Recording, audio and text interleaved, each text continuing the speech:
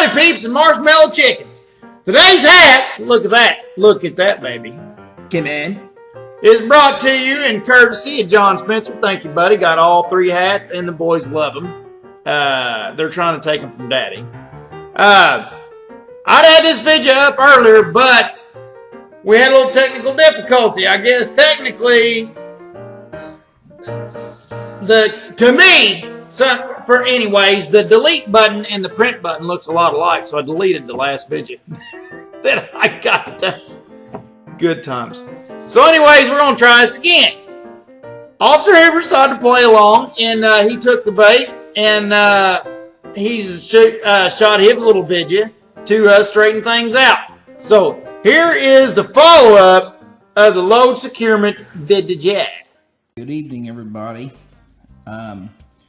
Like Wade introduced, I'm Officer Hoover, and I've known Logger Wade for a good long time. We're good buddies, so anything I have to say in this little video is just education.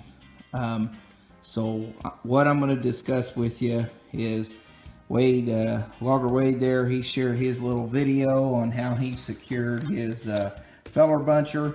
I'm going to go through and explain a little more in depth and also show where he could have done some things better as far as the federal regulations on this. So like I said, we're just going to share a little bit on this.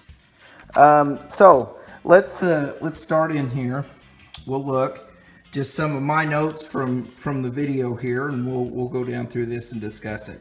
So what we got on here first is according to 393-130, and that's in the Federal Motor Carrier Safety Regulations. And we come down here and look 393-130, and what I want to share with you is any vehicle greater than 10,000 pounds, which is what we've got here. So let's go through and break it down. So first thing being, it says preparation of equipment being transported. Accessory equipment such as hydraulic shovels must be completely lowered and secured to the vehicle. Okay, so in Logger Wade's video, he had a really good example of an accessory piece of equipment. The front cutter head, he had it lowered completely to the deck and secured. So he gets a check.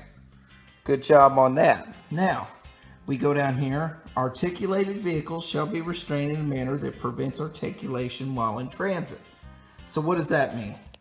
Well, in the video, granted the chain was loose, which any loose chains automatically, when we look at load securement, taken off the board, but I'll describe that in just a minute. But so the way he had it going up and through.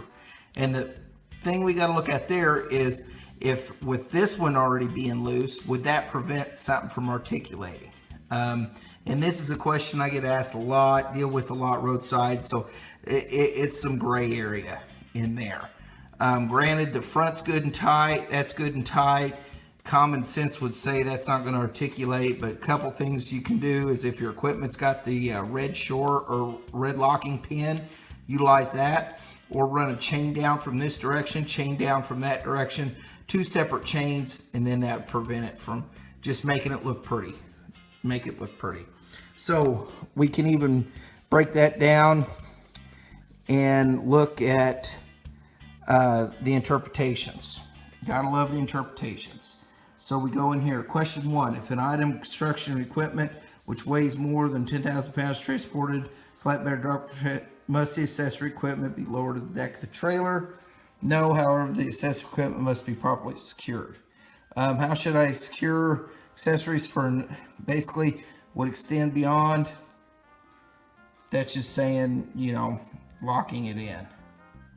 So like I said, we're just kind of reading down through here and explains the accessory equipment. So that kind of explains this piece here having to be properly dropped down on the deck and properly secured. Okay, next, securement of heavy vehicles.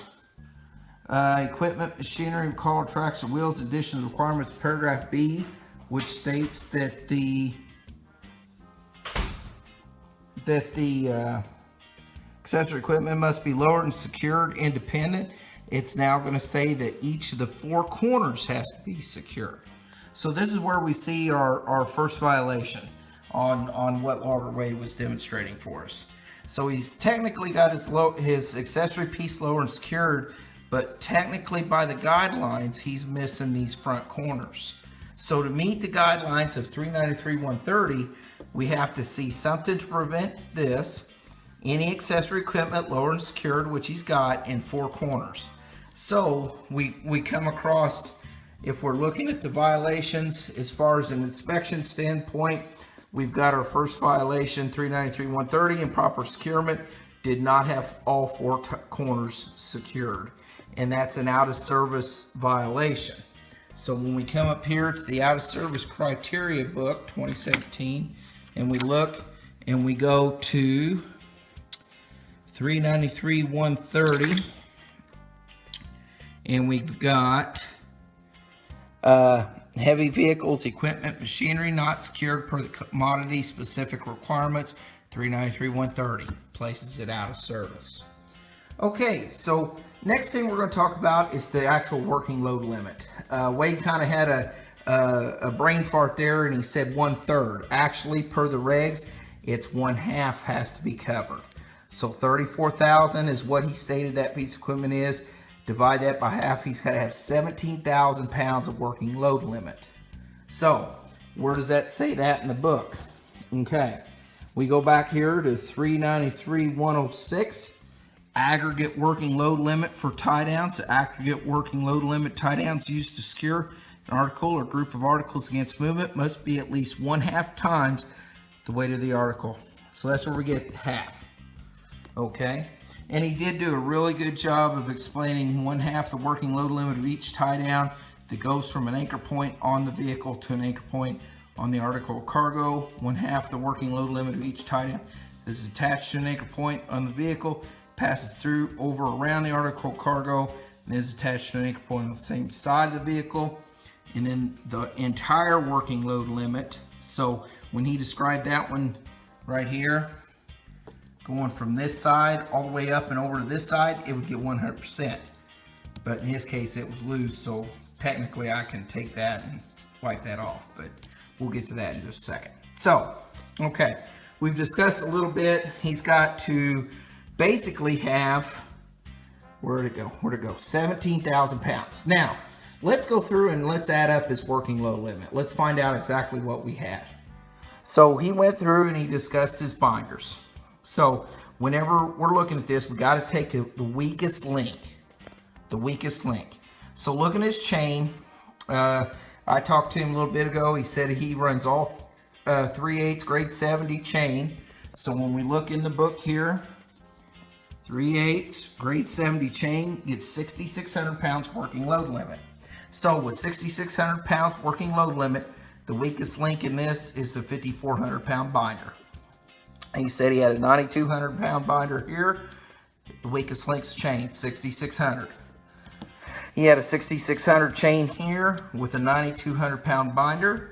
He had a 9,200 pound binder, 6,600 working load limit chain. So chain and chain is going to be our weakest part. So, like I said, 3/8 chain gets 6,600 pounds. Now we go through, we take the 5,400 divided by 2, we get 2,700. And then we take the 6,600 divided by 2, that's 3,300.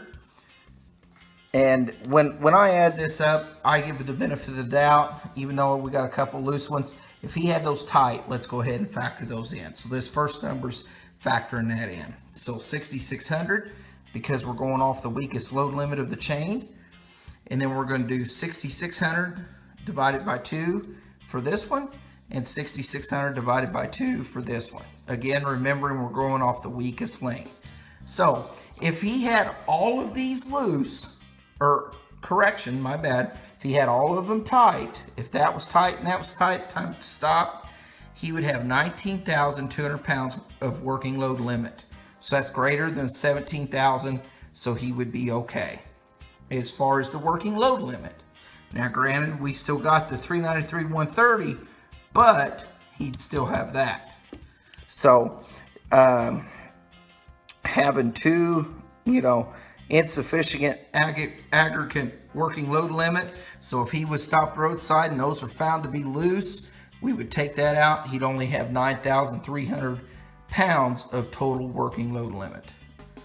Okay, so that's where if this was case he got stopped, got inspected, and 100% by the book, he would still have an out of service violation under 393-106 of insufficient aggregate working load limit. Okay, our next out of service is 2 out of 5 tie downs loose. Anytime you have a tie down loose, that's automatically an out of service.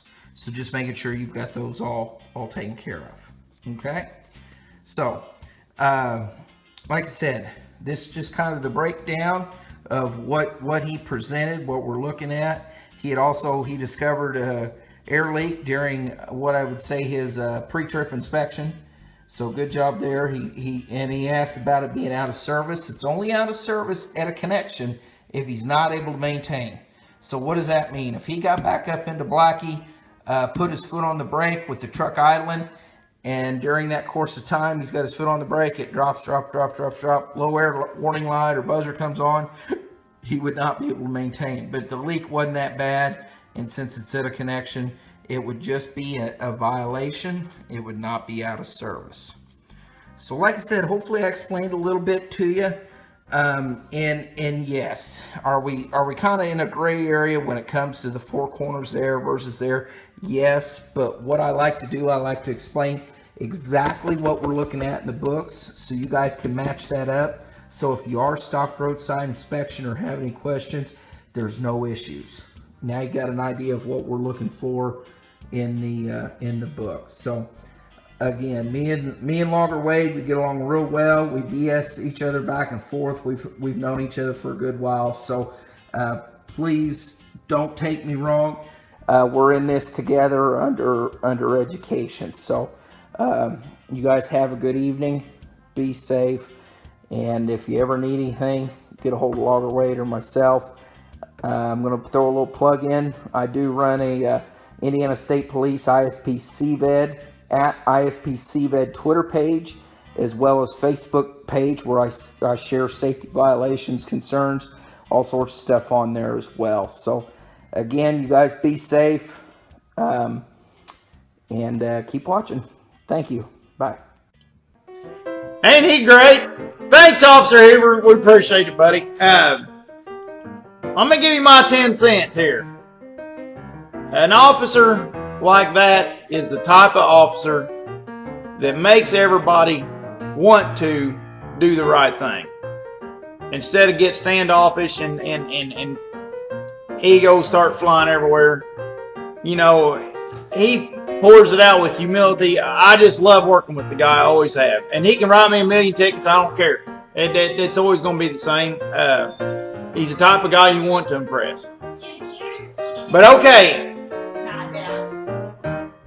Hi, Kenny. We're doing vision. What do you got?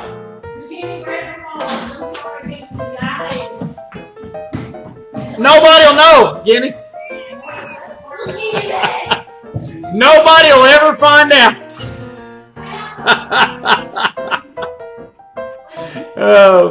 So anyways, Officer Hoover just wanted us to share. He's on Facebook and Twitter on Yes. Hi, baby. This was recording, however. On ISPCVED. I guess that's on Facebook and Twitter. I'm going to put links down in the description. Officer Hoover also has a YouTube channel, and I'll put a link to his YouTube channel down in the description. Hit him with everything you got. I have never seen a guy stumped yet, and he can read, so he can always open that book and explain to you. So any questions you all have, ask away. That's what he's there for. Thanks, guys. Thanks for watching. Later, taters.